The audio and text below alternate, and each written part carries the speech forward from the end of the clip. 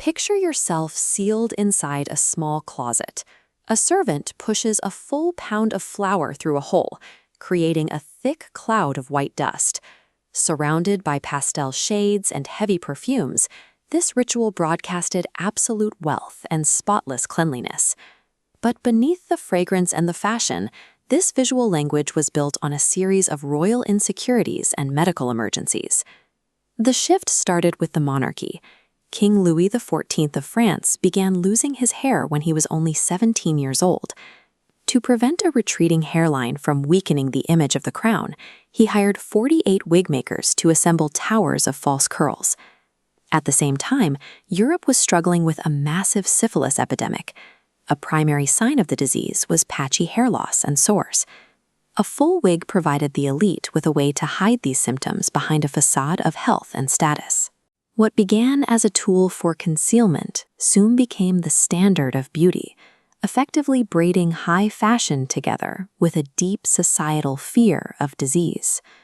Maintaining these disguises required an entire industry of invisible labor and raw materials harvested from the lower classes. Human hair was the most sought-after material, grown and sold by young peasant women to feed the vanity of the wealthy. When the human supply ran low, wig makers substituted it with hair from yaks, goats, or horses, snipped away and shipped to city workshops. In those shops, apprentices spent days hunched over wire frames.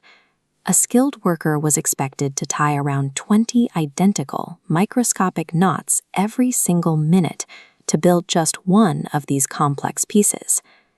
This diagram shows the components of pomatum, the styling agent used to sculpt the hair into shape.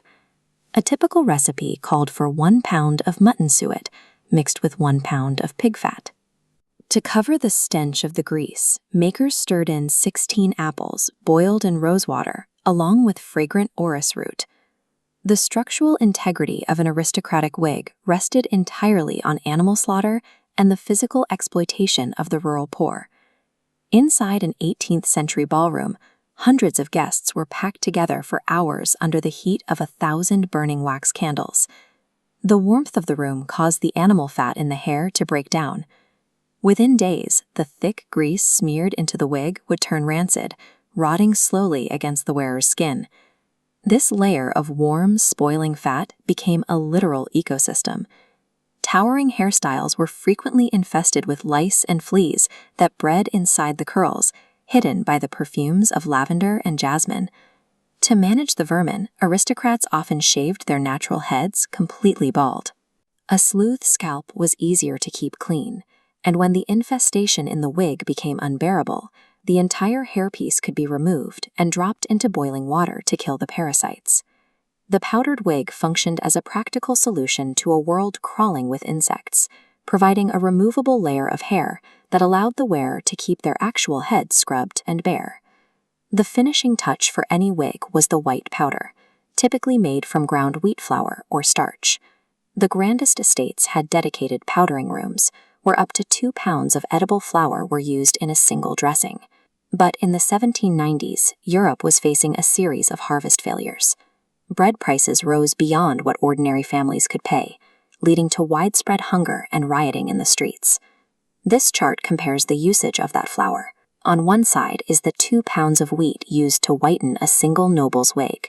On the other is the same amount of grain baked into the bread needed to sustain a family through the famine.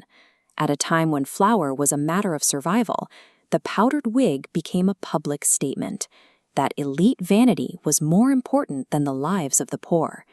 Seeing an opportunity to fund his wars against France, British Prime Minister William Pitt the Younger decided to put a price on this controversial fashion. In 1795, he introduced a tax on hair powder. To wear it, you had to register your name and pay for an annual certificate costing 1 guinea. Those who paid the fee were mocked by the public and labeled guinea-pigs. This sparked a counter-movement.